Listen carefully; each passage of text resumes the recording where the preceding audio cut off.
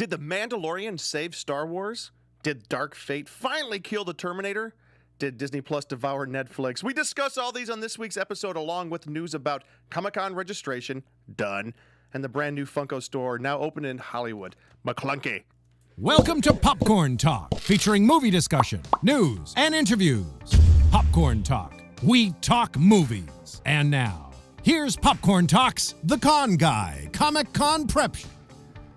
Welcome to the Con Guy Comic-Con Prep Show, home for news and insider opinions from the world of Comic-Con, fandom, pop culture, and now the Funko Store in Hollywood. We got all kinds of photos from it this week. My name is Jim. Thank you for joining us this week. Who do we have around the table?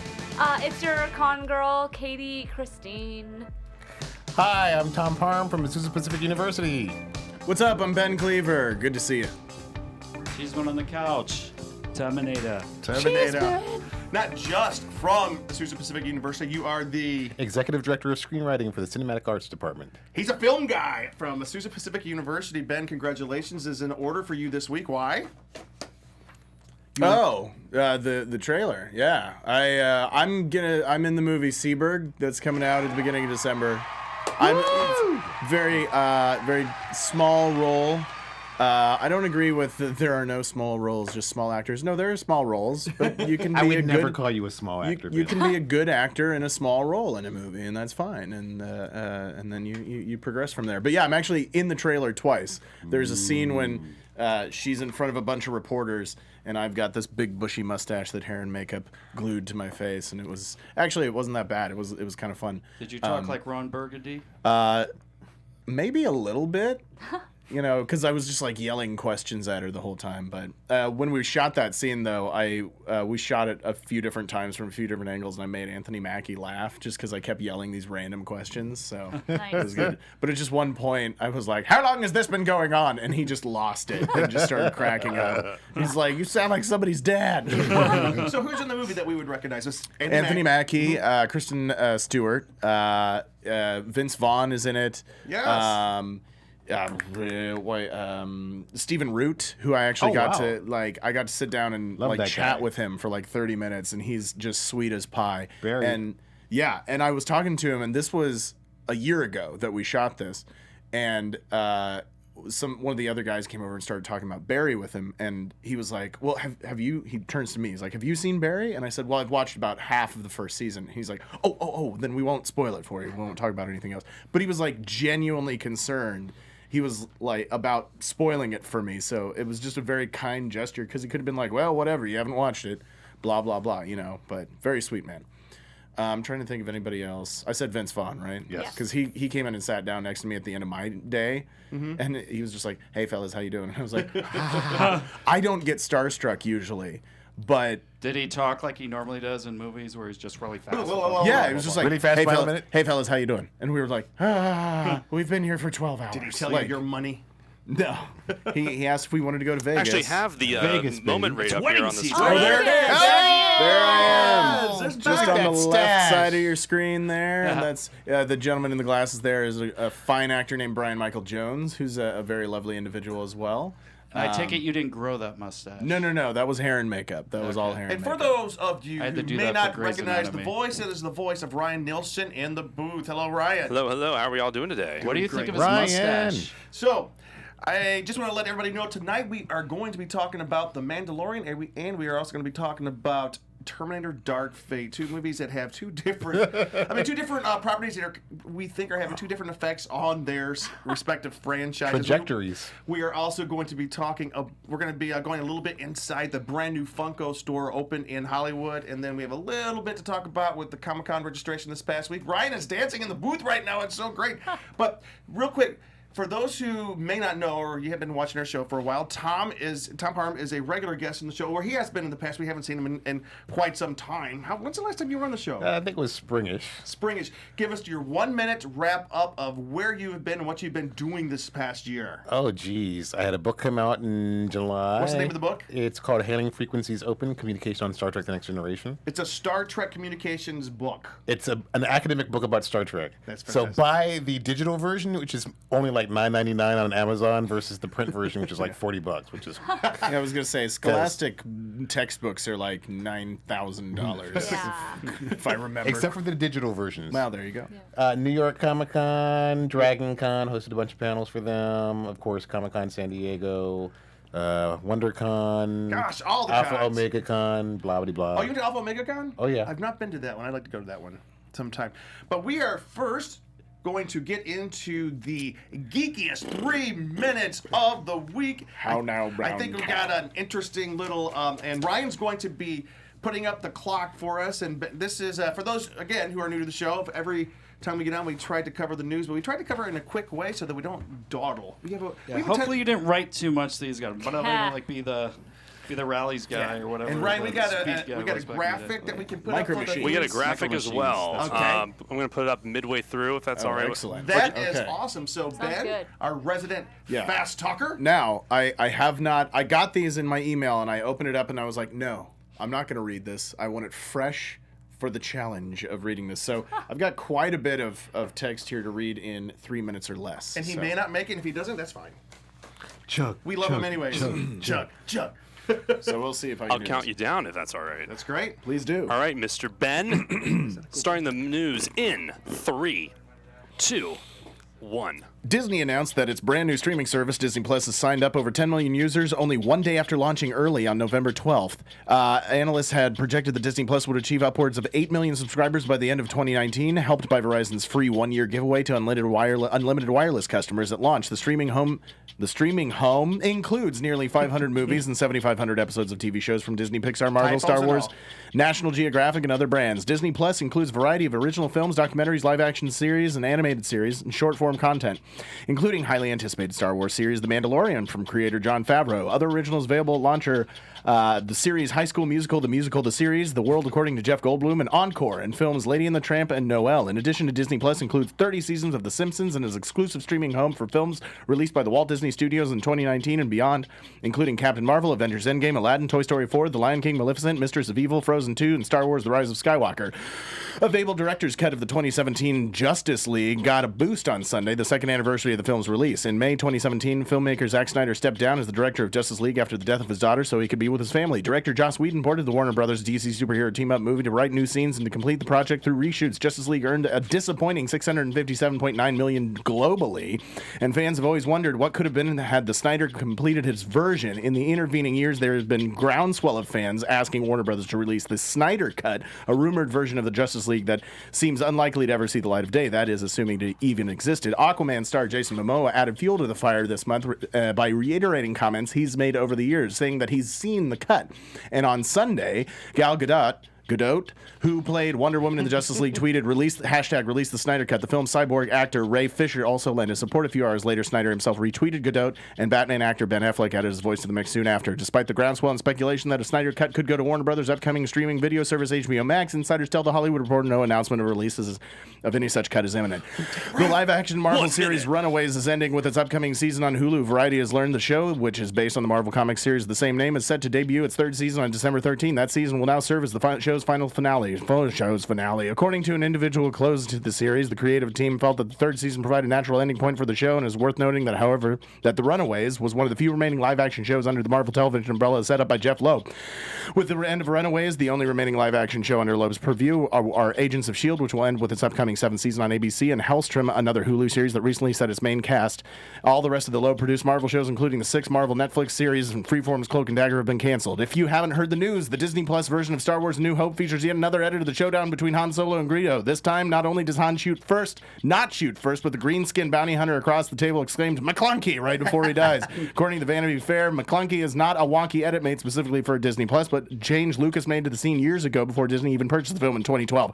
The line can be heard in the 1999 Phantom Menace, spoken by the producer, Podracer Sebulba, to Anakin. Time's translated. It means this will be the Can't interview. win them all. First time So ever. close. That was too much text. How Yeah, much that was text? way too Jim, much since you wrote so much, text. read the last little paragraph and see if that takes you 3 minutes just to read that one. All right. But okay, the last paragraph.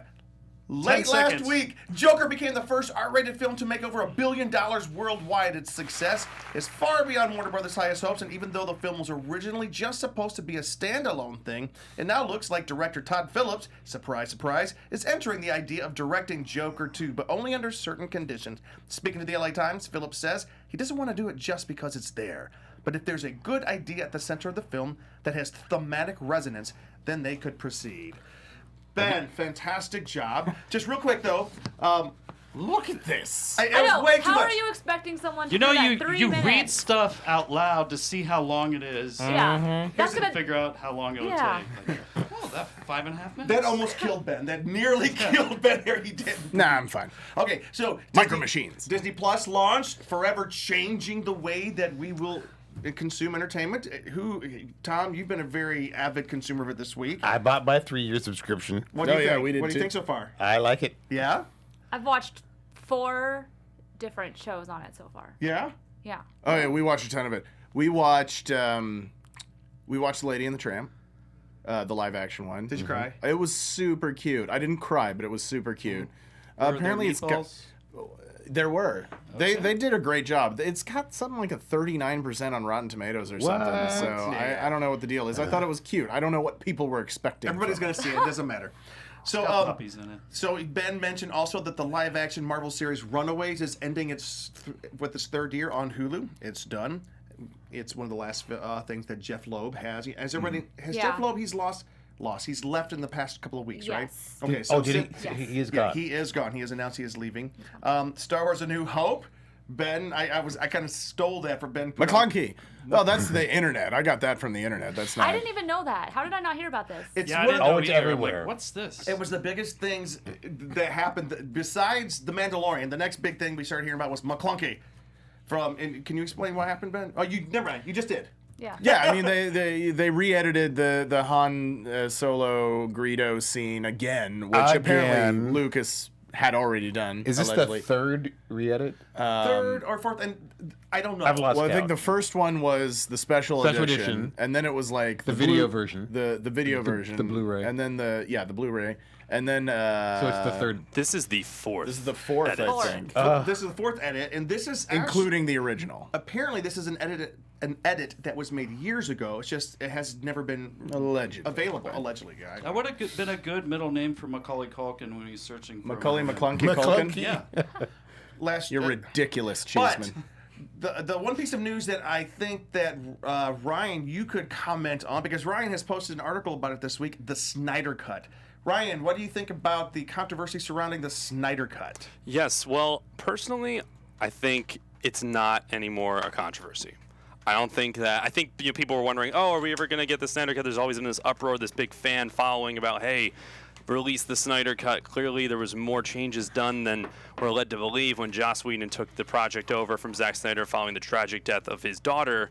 And what's been very fascinating is it's always been a little pipe dream for just intense, maybe like really dedicated comic book fans to get this Snyder Cut released. However, back in October, Jason Momoa met up with Zack Snyder, and he said he saw the cut. So Yeah. it exists. And also, there's been a tremendous amount of support from the suicide awareness and mental health awareness associations that are just like kind of groundswelling and really getting a lot of motion and traction behind this project. It's becoming more of a reality than ever, and yesterday was the tipping point, in my opinion, and I think in many other people's. They got the entire cast to tweet out hashtag release the Snyder Cut, with the exception of Ezra Miller. They got every single person. That is bonkers. Even if it doesn't get released, they already succeeded, and that the cast also is on board. So I think obviously HBO Max is the perfect platform to release this. I think even after the release of Joker just crossing $1 billion, this is a standalone film outside of that that current universe with the Justice League films. That's doing so well. They have nothing to lose. All the fans want it. Zach has it, and now the cast wants it. I think they got nothing to lose. Might as well put it on HBO Max, make an event, get some money out of it. Release the Snyder Cut. Green screen and all. I was gonna say, unless it's all been just like very tongue in cheek, where they're like Gal and Ben and all of them are just like, yeah, release the Snyder Cut, right? But was it like? Did it have all the special effects, or was there gonna have like green screen? Well, nobody's seen behind it them yet. unless they wanna- Nobody has We don't seen it know. yet. Well, what did Except Jason for say? allegedly Oh, Jason Momoa. Yeah. Momoa, supposedly. Yeah, even if it doesn't exist, it will very soon. Even the stunts. Did you see the video today? The people who were in charge of the stunts for the film released a montage video today of stuff that wasn't in the film, and they added in digital effects, and it looked awesome. Yeah, they can go in and add in the digital Seriously? effects. So More shots from 300. right. So here's my Can they make Steppenwolf not the villain? right. There's some things they just can't fix. Yeah. Well, my thought process on this is I was so disappointed with the Justice League film, the way it turned out. But Personally, Tom loved it. Just kidding. But and I'm not the biggest Snyder fan personally. But heck, yeah, release the cut. I'll watch it. I'll check it out. I'm probably not going to get HBO Max, but I already have. Wait, I already have a subscription to HBO. Yeah, it's going to fold in. Yeah. Okay, so I'll get that. Eventually. Is it? Because I'm planning to cancel my HBO subscription to get Max because it's cheaper. Yeah, but you still get HBO on HBO Max, don't you? Don't you get the full HBO? Well, Yeah. I have HBO It's added to my Hulu, so Yeah, I have HBO with like my. It's the phone same plan, exact so- price. I'll tell you this: the one thing about HBO Max right now is it's the most confusing thing Yeah. ever. In a Yeah. world where Disney Plus is so straightforward, as well as things like Netflix. No one knows what this is, but they have Yeah. until May to really figure that out. Yeah. Because like Cool. people who have HBO Go, there's HBO Go, HBO Now, and then now there's gonna be. HBO Max. Because I've heard like DC Universe, the streaming service for DC, is going to fold into That's been the predominant HBO rumor. Max, yeah, as well. Who knows? We'll see. There's We will original shall see. HBO. There's HBO Go, which has Yeah. less calories and carbohydrates. There's What's HBO now? HBO Now, Hey, that's which for people who don't have HBO. that has They can added get caffeine Okay. and is cherry flavored. And Fantastic. HBO Max. It's like Pepsi Light back in the don't 80s. know. But I do have to ask one question though. Pepsi free. Why is there a groundswell that wants the Snyder film? I mean, what is that going to be that's different than the Whedon film? Well, if you read my article, Well, I didn't know about it No, until no, today. no. I'm going rather to not. Wait, tell us where we can find your article though. it's all good. It's on the Popcorn Talk website. That was a shameless plug. Well, the one thing is That's what we're all about, Ryan. Come on. all we're about. Tell but, us. What I'll say is, so Snyder reportedly back in 2017, before he left the film and everything, he reportedly had a 3-hour cut that he showed. Obviously, when Joss Whedon took over, he filmed 15 to 20% more footage of the film, and the studio asked him to shave an hour and make it come in under 2 hours. So there is at least an hour plus Wow. of footage that we have not seen. So there is legitimately, it's cut another movie footage. of cut footage. Edited Also, footage. when you see the film, look, it's horrible. It's a terrible movie, It is and it's not a good because movie. there's just a mix of tone. Yeah. And Yep. It there's a is. Joss Whedon humor, funny. It's almost like your parents telling you to have fun the whole movie. And Yeah. so there is another kids. cut. All right. So, and where can they find that article? What's the website? PopcornTalk.com. PopcornTalk.com.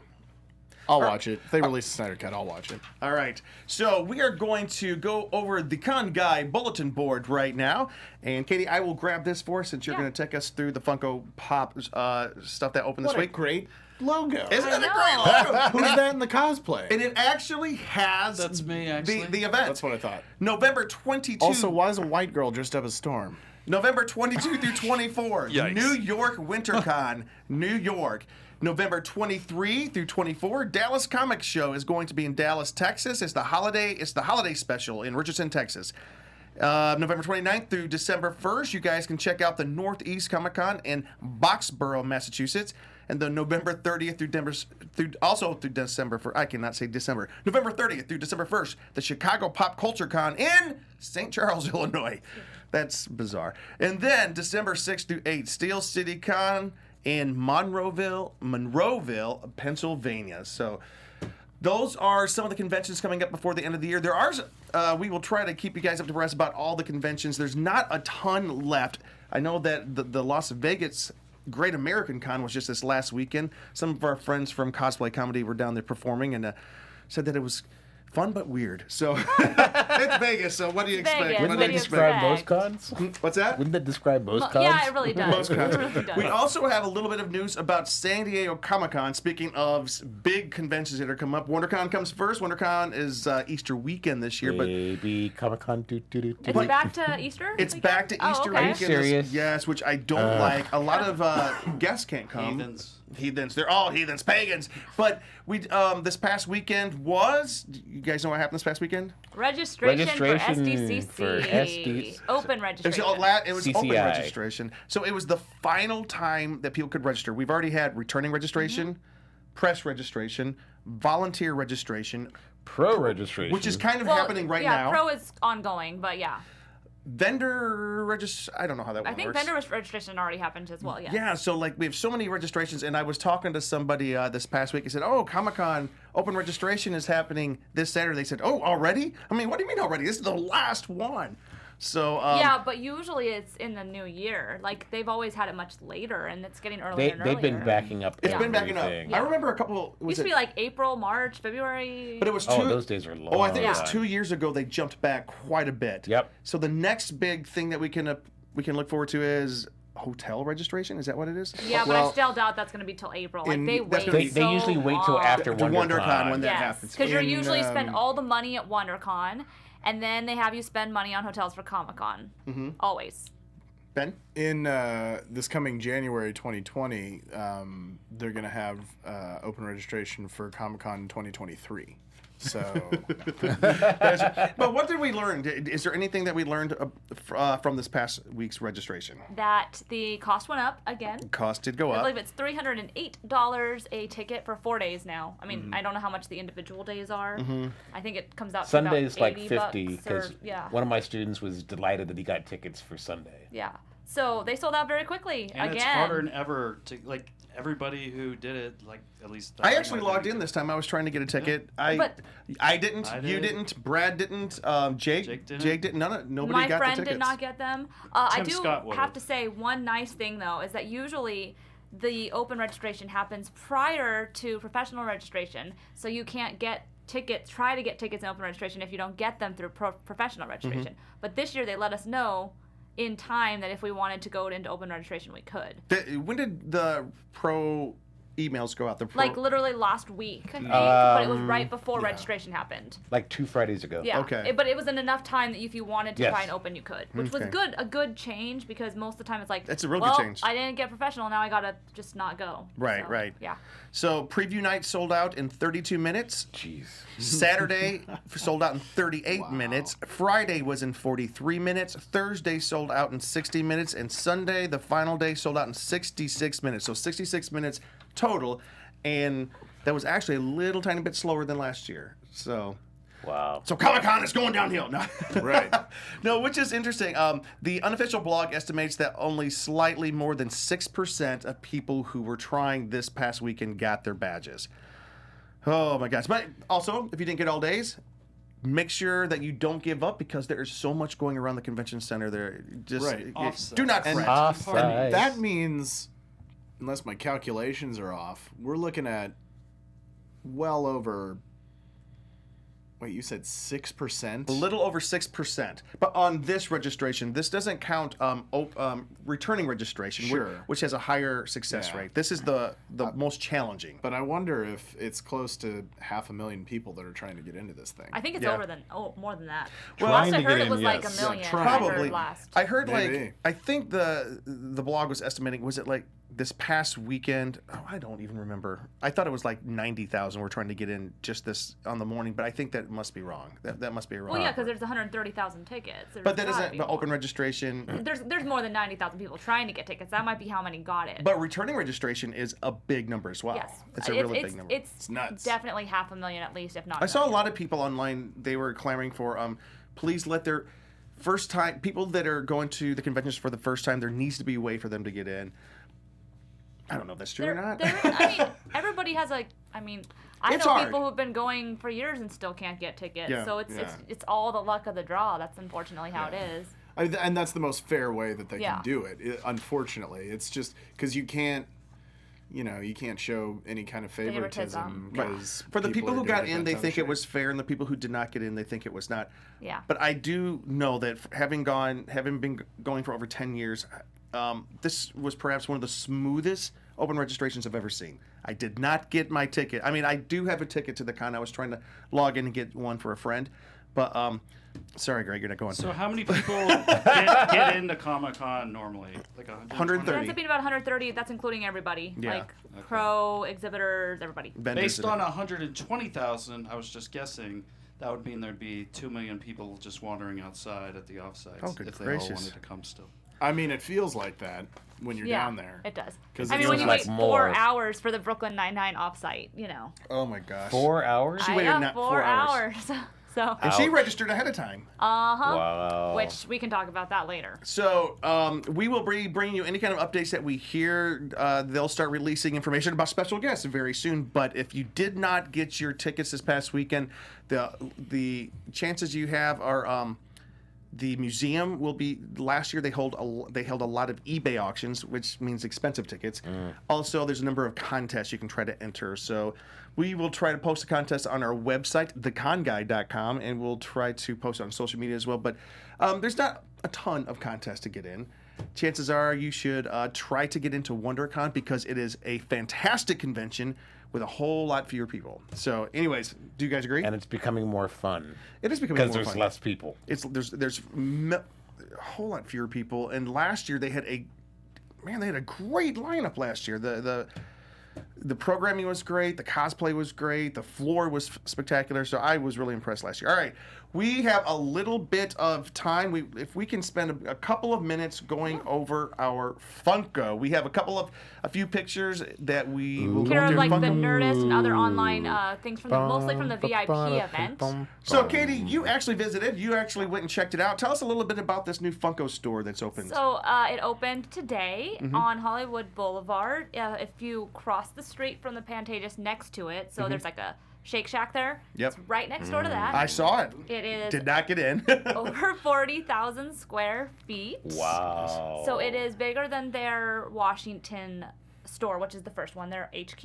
And there's some pictures on the screen for our viewers of the interior. So there's a lot of photo ops, Instagrammable moments with lots of different sets. There's sets from all sorts of fandoms. Yeah, if you want to just go ahead and this is scroll DC, through the photos. The Hall of Justice. This one's pretty great. It's Jeff Goldblum on the Jeep from Jurassic Park. What? It's pretty great. This is the Stranger Things set. And I believe, these are from Nerdist. And then Zoe Saldana was at the VIP event. That's the CEO right there of Yes. Funko with Mr. Thanos Funko. behind him. Yeah, so that's the Marvel area. And then this is the Wakanda set. Are all of these that we're looking at Big. that Yeah, big? they're They're the like set. 5 Oh, feet these are tall. giant. These are giant. These are not Okay. small. These are massive incredible. structures. How long did you say they'll be there for? Are What? they like there in the store forever? This is the store. The current- this is store. the This current is the sets, set yeah. of the store. That's amazing. Yeah. They're not Yeah, they're these not ain't like temporary. temporary. No. Yeah. There's Wow. more. There's I don't think we showed it, but there's Toy Story. There's a whole section dedicated to horror. There's a Star Wars section not pictured there, so it's pretty great. It's a like part amusement, part attraction, and then the rest of it is of course Funko and all the types of collectibles that they have started to produce over the years. They're most known for, of course, the ones you've seen us show on the show with the big head and the smaller body, and they're 4 inches tall. And so that's like their niche. And then they have all sorts of other things like action figures, T-shirts, and now they actually have a partnership with Loungefly. So now Loungefly products are being sold there as well, which is very popular here in Southern California, especially for the like Disney goers, because they specialize in all sorts of fandoms. They have so many licenses. I don't even know how many at this point. 1,100. So 1,100 1,100 licenses? So they specialize in like the miniature backpacks that you see if you're here in Southern California. That's kind of their most popular item. But those are also being sold in the store. And yeah, today So was opening yesterday day. was a ticketed event, right? Today. Oh, today was a ticketed Yes, event. today was opening day. Okay. And then starting tomorrow, everybody Open to the is public. Yeah. And a couple of weeks ago, they had a big celebrity-filled grand opening VIP kind of event, yeah. VIP event, which is kind of cool. All right. if you get a chance to check it out, there on Hollywood Boulevard by the Pantages Theater, right next to the Shake Shack. Yeah. Do you know the address? We can Get look yourself that a shake while you're out Yeah. there. I don't remember the address right now, but literally you won't miss it. There's All a right. big sign that says Funko on it. And near the metro station. Yes, All right. it is. You Hey, can there you go. can get off on the Hollywood and Vine, and then literally walk across the street, and it's there. And I must say, Funko has completely transformed the world of collectibles when it comes to conventions. They are the biggest, most influential collectibles creator, I think, that attends these conventions now. And it's kind of a big deal. All right. We're going to move into the meat and potatoes of the show now. We're going to talk about The Mandalorian, and we're going to talk about Dark Fate, Terminator Dark Fate. First, as much as I hate to say, let's start with Terminator Dark Fate. I was just gonna say the same Let's thing. start with dark that. and then. Like, you know when someone says, here's the good news and here's the bad news. Let's start with the bad news Start with first. the bad news Yeah. first. Never was a movie so appropriately subtitled. Please tell me what you mean by that. Dark Fate. It did not make a lot of money. What? and was fell, that? A lot of and whip- fell sorry. in fourth place in its second weekend out. Yeah, not only did it not make a lot of money, it is losing a lot of money for the studio. What went wrong? Okay, well, my first thoughts on this, because I told you guys it. I know Yes. Ben hasn't heard it. It was a 2-hour movie. I was felt longer. like it was 3. That's a good point. That's a It good wasn't 3. point. It was 2 hours. Yeah. So it felt very long and repetitive for at least the first hour, and that was my main issue with it. Is I was kind of wanting them to escalate the plot faster, or at least not be so repetitive at the beginning. Right. So, because the first beginning is like chase this. It's just like, okay, we get it. Okay, my assessment is Yeah. I enjoyed a lot of the film. I'm not going to lie. There's a lot of this film I enjoyed, but overall I was like, it was disposable. It was just like disposable. And I know you have a comment, but Luke has a big comment I know that he wants to get to as well. Did you want to? I'll go. Here's the problem. This franchise is so tropey, it's not funny. And What do you mean by that? the tropes, one comes from the future to destroy, the other comes to protect. We've seen so many iterations of this. Stop. Spoiler alert, we're going to talk about spoilers. spoiler I thought we alert. should tell Can you we get a guys. spoiler alert I'm there? warning you now. There we go. Spoiler alert. All right, Tom. Okay. No, but it just relies on so many tropes. So it's got that been there, done that before. And when the 6th movie in a franchise ignores 3, 4, and 5 and the television series, which one of the writers actually was head writer of, Wait. that's not a good sign. Who? Josh Friedman. Oh, really? He was one of the many writers, and it was not a good script. Yeah. And, I'm going to tag in Luke. Luke, you have okay. Do I jump into the big thing right now, or do I? Jump Well, into your biggest complaint. I will, but first I'll just say I did enjoy Sarah Connor and Arnold coming back. yeah, as can we the say it was Terminator. awesome I will to see say them back? That Yeah. Sarah Connor was great. Yes. Did you have something to say Sarah about Connor. Well, that? too? I had a real quick question. I didn't see it. My wife went and saw it and told me all of her opinions and spoiled everything for me, and I don't care because I'm not going to go And see it saved you anyway. the time. And saved me the time of 2 having hours to go that felt see like this 3. piece of refuse. Anyway. No, it's not a piece of refuse. I love seeing Sarah Connor back on screen. Well, and I would too. Did they do like a Halloween thing where this is a direct sequel to Part two. Judgment Yes. Day? Yes. This is a yes. Let's- Okay. That's after Terminator 2 Judgment Day. Okay, you Right, have one of the okay. biggest complaints of the movie that I think really hurt the film. Yeah, and I was watching reviews today, and a lot of people agree, and it really kind of butchered it. Was that they killed John right at, like everybody's In the so first 5 excited for minutes. like And the Edward Furlong prologue to of be the back. movie. Yeah, they got rid of the John Connor, the whole reason for the first two films existing. It completely negates the first 2 Yeah. films Yes. of this trilogy now. Which is just ridiculous. You take John Connor out of it, and it's just. Hey, remember when Return of the Jedi, when Luke Skywalker fell in the Sarlacc pit and died? No, I don't either. Because that doesn't happen because you don't do that. Remember The Last Jedi when he was a big wimp? Oh, sorry, we're not going there. Oh! I saw a meme today that I'm going to see if I can find it. Okay. I got. What else, Luke, were you saying? Well, Do you have more opinions? I do. Let me think about Okay. that. But the John Connor thing's the biggest thing, kind of overall, and. I felt like there's too many characters too. Like it's like I you agree. have this person Yeah. and this person. There's just like they had like one person too many. I agree. I think Yeah.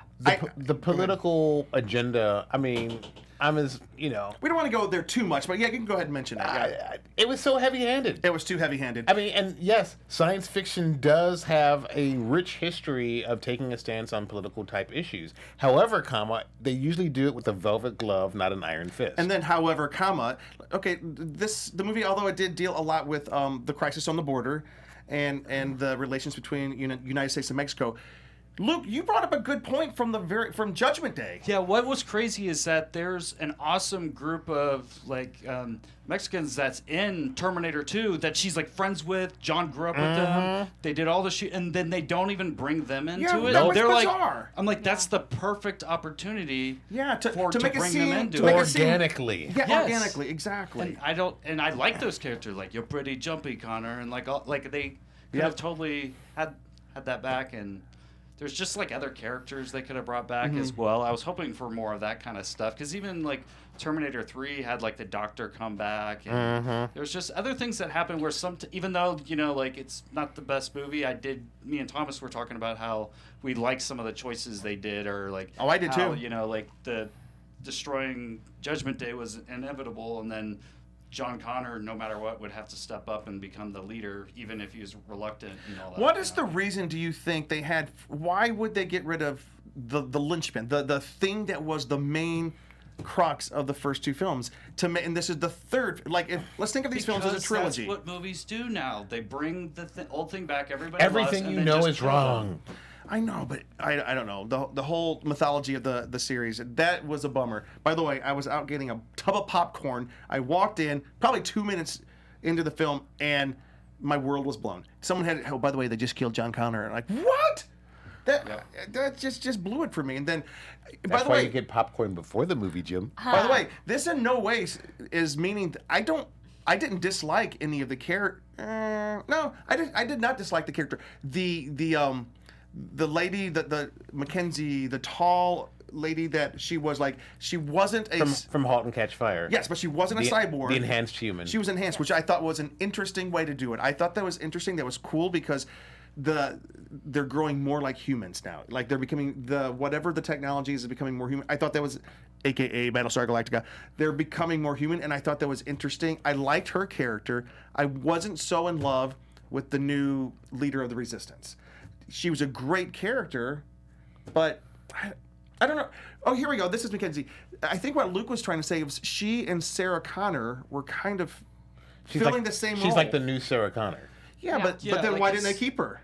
Say what? Why didn't they keep her? Why did they get rid of her and they kept Sarah Connor? Which I'm glad. I don't want to get rid of Sarah They Connor. basically had three protectors of the same person. Yeah, that was bizarre. It was too many protectors. Too many people, Yeah. And I didn't dislike anybody. It was just the script was too fumbling there. Yeah. We know the Terminator kind of broke into like two different things, so then you just need the two to face off against those, so you don't need the other third person. Yeah. But can I say I really did like the Terminator that they had. He was cool. What was his name? Gabriel Luna. Yes. Great job. He was good. And I liked when he was like hacking into all the technology stuff and the way they were kind of doing that. I did like that, because it's a scary thing now with all the data and other things, that cameras everywhere, like what you really could find and all that. Did it kill the franchise? I don't think anything kills franchises. I think That's a good point. I think terminate the they franchise. need to leave it alone for quite a while, Yeah. and let somebody come in with a fresh look, It needs to be fresh. because you can't just the tropiness. I want Burnout John Connor that never got to be the hero he wanted to be, where they kind of do it like Thor, how he kind of got a little burned out. They could have done that with Edward Furlong and brought his friend back. Or do you remember like season 2 or 3 of Battlestar Galactica when Jamie's character, they had won the war, so Fat Apollo. So they got fat and lazy. How great would that? Well, let's not rewrite the movie, although we could. Anyway, so Let's talk about something But really Sarah cool. Connor was great, though. It was good to see Linda Hamilton back in that role. And Arnold With that, I Schwarzenegger. did like- and Arnold. And it was funny, kind of the take they did on that, because for those who saw it, like he became kind of he was known by Carl and then sold Suburban Dad. curtains and other stuff. And was it drapes, I think? Although it was Yeah. kind of odd, like the marriage situation he was in was an odd. you didn't want to think too deeply about it because then you're like, oh, that's icky. I think you guys are thinking really deep into certain things that this just Don't not deserve there. it. It's a marriage. Certain things you think about. I wanted the T1000 back. All right, but on a happier note, Ben, Yes. did The Mandalorian save Star Wars? I don't know. That's putting it a little bit too bluntly. What does Star Wars need to be saved from? Good Trolley question. fanboys online? I mean, Does like, Star Wars need to be saved in the first place?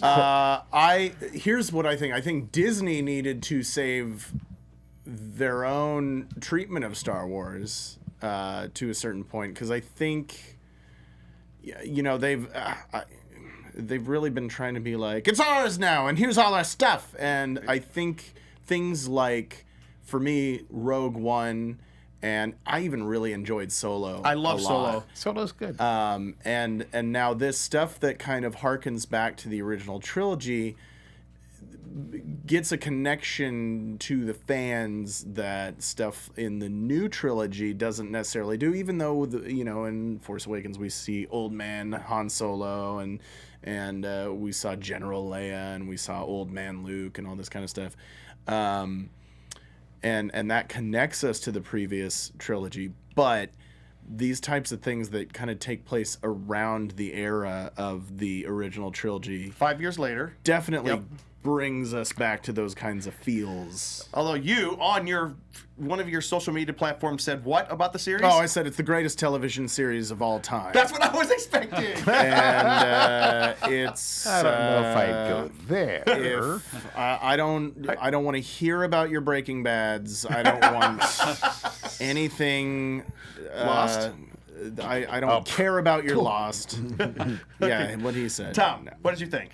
I loved it. Yes. I loved it. I was in.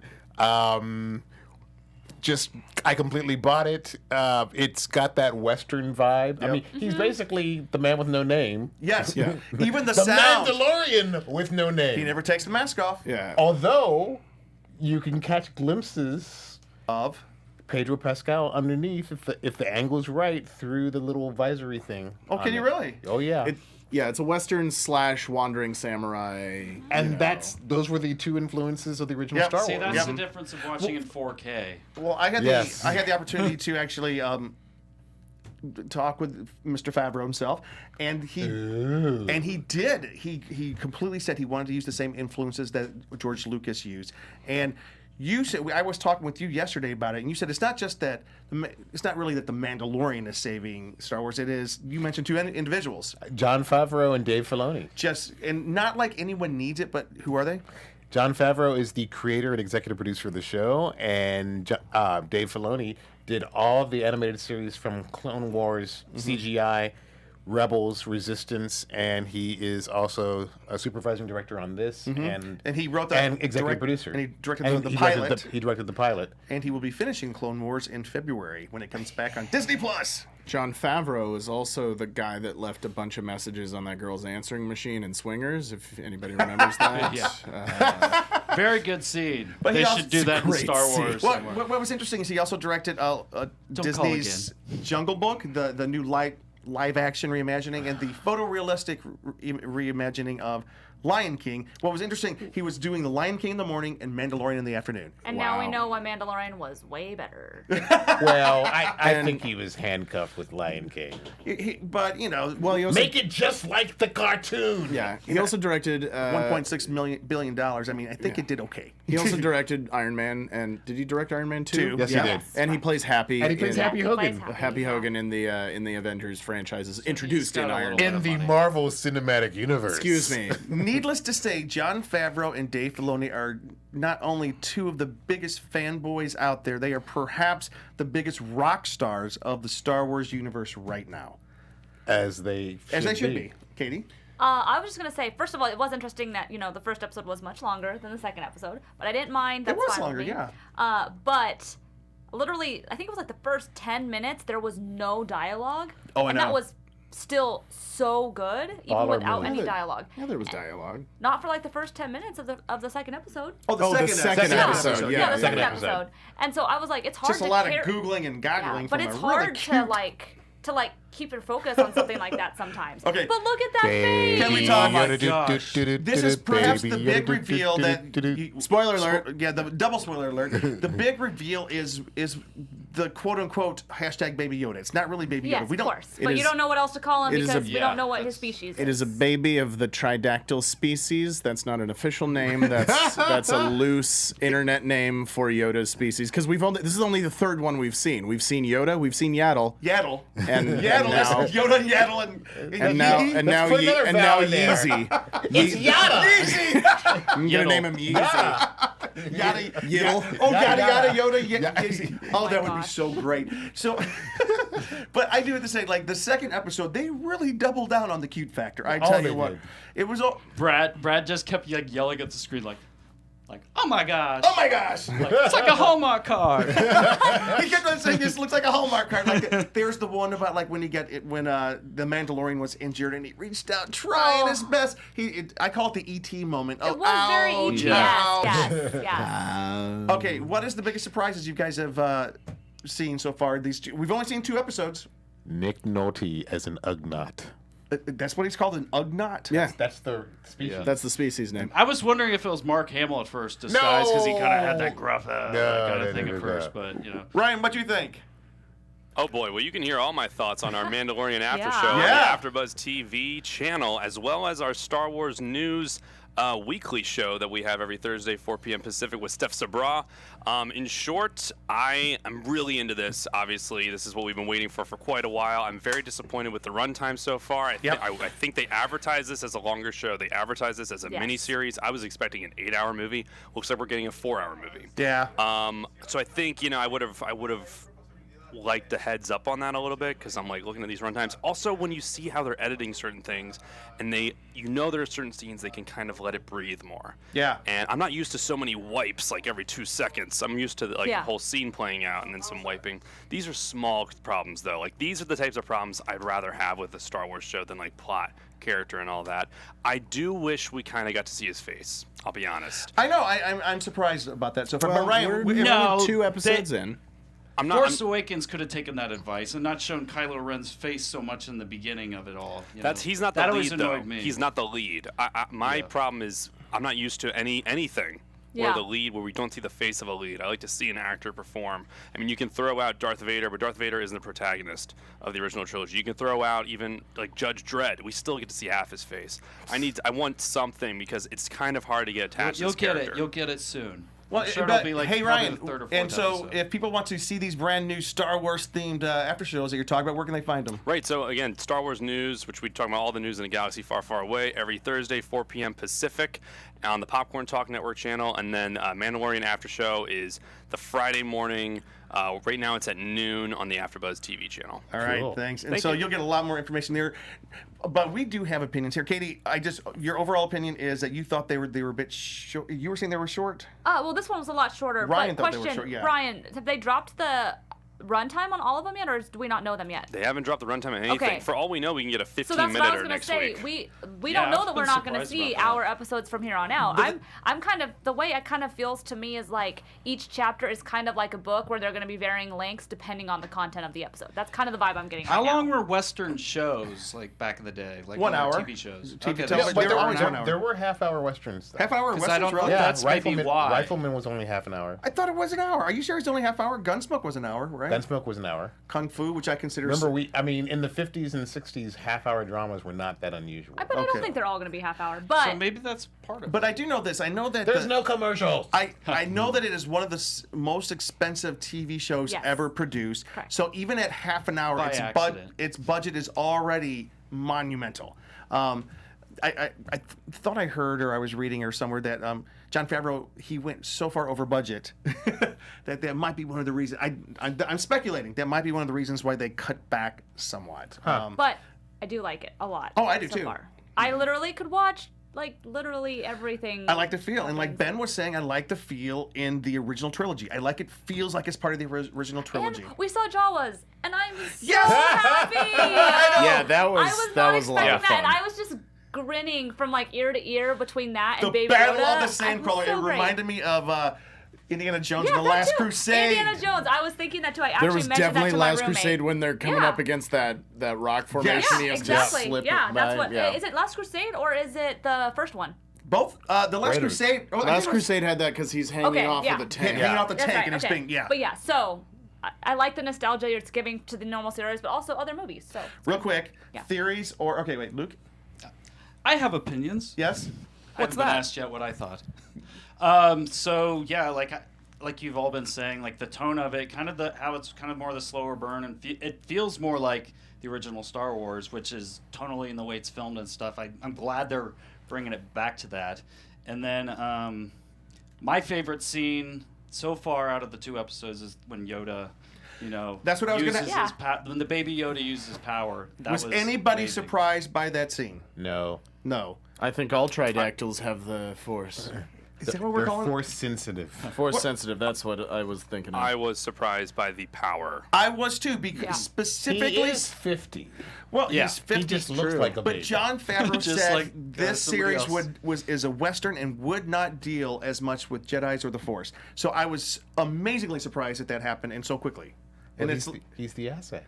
and you have heard the theory that there's a lot of people are theorizing that this might actually play into the final film, which comes out at 9, Christmas. yep. So well, the last episode is right before it, right? yes. Yeah. So let's see. Well, Is it? Wow. Yeah. Yeah. They all, yeah. they all It kind of finish is. up around the same time. I wouldn't bet on that, but that Yeah. is a strong theory that's out there. That just seems like too much coordination to me. I'm looking forward They to are- the other characters like Gina Carano and Especially- Ming-Na. Yeah, especially Yeah. since Jon Favreau wrote all 8 episodes before he ever pitched it to. Well, no, about a year and a half ago, or maybe longer than that. He wrote all Yeah. the episodes before this current film that's coming out, Rise of the Skywalker, was written. So I don't think they're going to tie together. Well, they got to beat Endgame somehow. I want to throw one fact out there Yes, real sir. quick. So this Friday is a monumental day in Star Wars history in that we have the first live-action piece of Star Wars content being directed by a woman Oh, yeah. and an Asian person. So that is massive, massive big deal. Her name's Deborah Chow. I actually got to meet her earlier this year. She Yeah? is Nice. such Cool. a badass. She's directed so many incredible TV shows, and she's got 2 episodes for this season. So Nice. Deborah Chow, this Friday, shout out. And then Dallas Bryce Howard, she directed an episode this season as well, right? Opie Jr. Yeah. So there's Opie there's Jr. 2 women who are directing this year, which is a very cool Opie. deal. Along with Filoni and Taika Waititi. I can't wait to see him. Taika. We already did see him IG-11. Yes. as I- IG-11. IG-11, IG-11. who is so far my favorite character of the 2 episodes. All right, And guys. I want Carl Weathers to be in it more too. We'll see Carl Weathers. I more. want more Werner Herzog. I do too. He was so And great. he needs to finance more of his independent films. Yes, he's- Bounty hunting is a complicated profession. I loved his acting. I loved his delivery. Did He's you hear he awesome. did an interview where someone says, "So, did you read about his interview?" Yeah, well, I saw the video where he's like, I saw the Baby Yoda animatronic on set, and it was heartbreakingly beautiful.